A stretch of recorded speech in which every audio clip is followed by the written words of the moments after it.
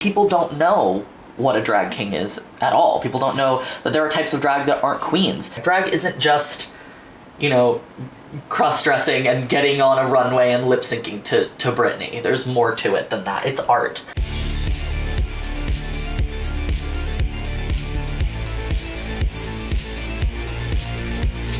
So when I get into drag, it's kind of like I just get into the zone, and when I go in as myself and then I come out as Pierre.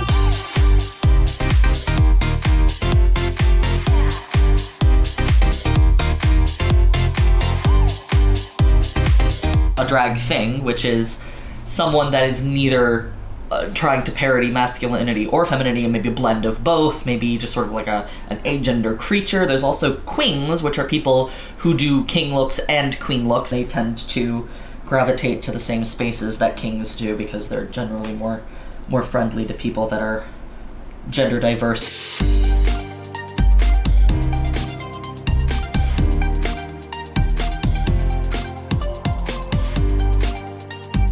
Become very gatekeepy. It's very hard for drag kings and things to get booked. Nowadays, when people think drag, they think Drag Race, and if you're not a super hyper-polished, hyper-feminine queen, they don't want you.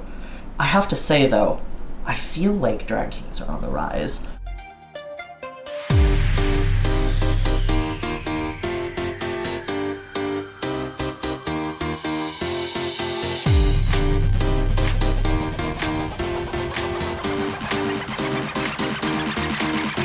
I identify as transmasculine specifically. I've been out for about a decade.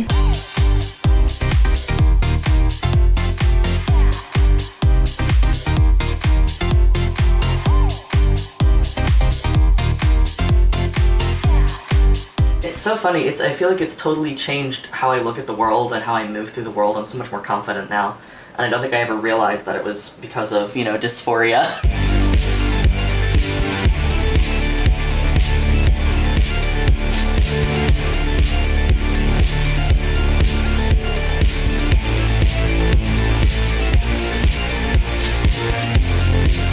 Really excited to be part of this. I was the runner-up on week 4, so now I get to go to the finale, and I'm really excited. It can be expensive when you're first starting out. Makeup and clothes and this and that, but I don't think it has to be expensive overall. We have entered this era of the very polished drag artist, and it is mostly due to Drag Race. This notion that you have to look this certain way, you have to spend thousands of dollars to do a competition.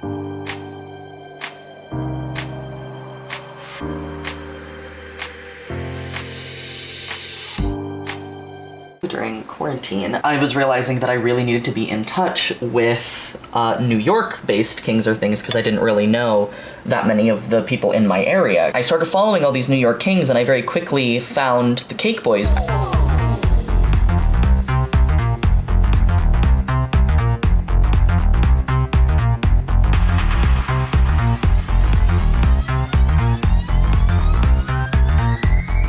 Had to create that sort of horrible shape that Danny DeVito wears, and so I created this suit to go under it completely out of pillows that I just sewed together and put straps on. Trying to get into this backstage was a trial. There were points when I was performing where I was having trouble lip syncing because people were screaming so loud I couldn't hear the music. It was one of the most wild performance experiences I've ever had in my life. I do what I would want to see. I do, it doesn't matter if other people don't like it. I don't try and pander to other people with my drag. And if it plays, great. And if it doesn't matter because I made the art that I want to make.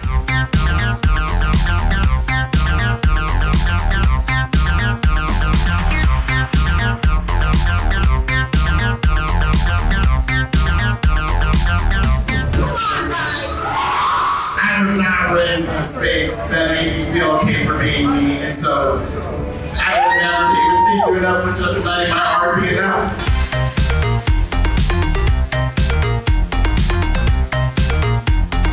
This has been one of the greatest experiences of my entire life, is to be able to do this and show my art to people that appreciate it and meet so many absolutely phenomenal human beings.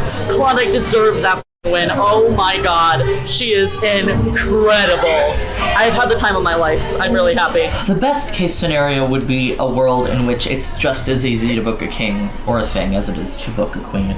I want people who are drag kings and things to be able to make a career off of this the way that Qwings can, instead of having it just be a side thing or just part of their job or, you know, a hobby. Like, we deserve to be able to make a career out of this too.